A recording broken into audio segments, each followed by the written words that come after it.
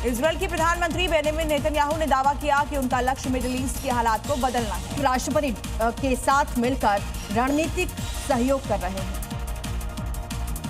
Netanyahu के मुताबिक Iran पर आर्थिक और सैन्य दबाव लगातार बढ़ाया जा रहा है। लेबनान को लेकर उन्होंने सख्त रुख अपनाते हुए कहा कि वहां इजरायली सेना को पूरी कार्रवाई की छूट दी गई है। उन्होंने स्पष्ट किया कि सीजफायर के बावजूद किसी भी खतरे पर इजरायल जवाबी कार्रवाई करेगा। नेतन्याहू ने दावा किया कि इजरायल का फोकस उत्तरी सीमावर्ती इलाकों में सुरक्षा बहाल करना है और इसी के तहत सैन्य कार्रवाई आगे भी जारी रहेगी। इस वक्त की बड़ी खबर आपको बता दें, ईरान के विदेश मंत्री अब्बास अराक्ची पाकिस्तान पहुंच चुके हैं। तो बीती रात अराक्ची इस्लामाबाद पहुंचे हैं। अराक्ची पाकिस्तान में पाकिस्तान के उच्च अधिकारियों के साथ बातचीत करेंगे और इस बैठक को अमेरिका ईरान के बीच संभावित वार्ता की तैयारियों के तौर पर देखा जा रहा है। दूसरे दौर की बातचीत हो सकती है। पाकिस्तानी अधिकारियों से अराक्ची बातचीत करेंगे। नूर खान एयरबेस पर जब अराक्ची उतरे, उनका स्वागत किया गया, जिसकी तस्वीरें सामने आई हैं। जिसके बाद कयास लगाए जा रहे हैं कि अमेरिका और ईरान में दूसरे दौर की बातचीत का कुछ नतीजा निकल सकता है। अराक्ची ने पाकिस्तान के आसिम मुनीर और विदेश मंत्री मोहम्मद इशाक डार से अलग अलग बातचीत की। इसमें अमेरिका और ईरान के बीच सीजफायर बनाए रखने पर चर्चा हुई।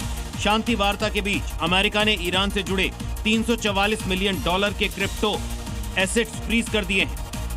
एक्सपर्ट्स की माने तो अमेरिका ने यह कार्रवाई तेहरान पर दबाव बढ़ाने के लिए की है। हालांकि अब देखना होगा कि कल बातचीत के दौरान कौन कितने दबाव में आता है। इधर ईरान के 3 जहाजों और उसके क्रू को हिरासत में लेने के बाद अमेरिका और ईरान में तनाव और बढ़ गया है। इसके बावजूद सेंट्रल कमांड ने साफ कर दिया कि ईरानी फोर्स का ब्लॉकेज जारी है।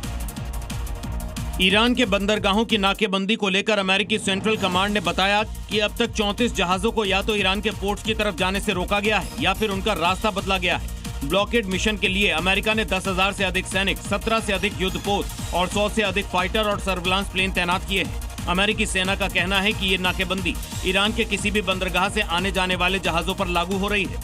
जबकि अमेरिका के सेक्रेटरी ऑफ वॉर पीट हेग्सेथ ने कहा कि ईरान के पास डील करने का ऐतिहासिक मौका है और फिलहाल गेंद उनके पाले में है। और इसी बीच बड़ी खबर, इजरायल का हिजबुल्लाह पर हमला। हिजबुल्लाह के 6 लड़ाके मारे गए। आईडीएफ ने दावा किया है कि 6 लड़ाके मारे गए हैं। बिन इलाके में आईडीएफ ने अटैक किया और बताया ये जा रहा है कि हिजबुल्लाह के इन ठिकानों को निशाना बनाया गया। इसमें 6 लड़ाके मारे गए हैं।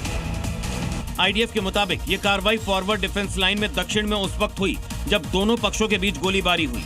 वहीं हिजबुल्लाह ने भी जवाबी हमले का दावा किया है। संगठन का कहना है कि उसने कंतारा कस्बे के पास एक इजरायली फोर्स के वाहन को निशाना बनाया।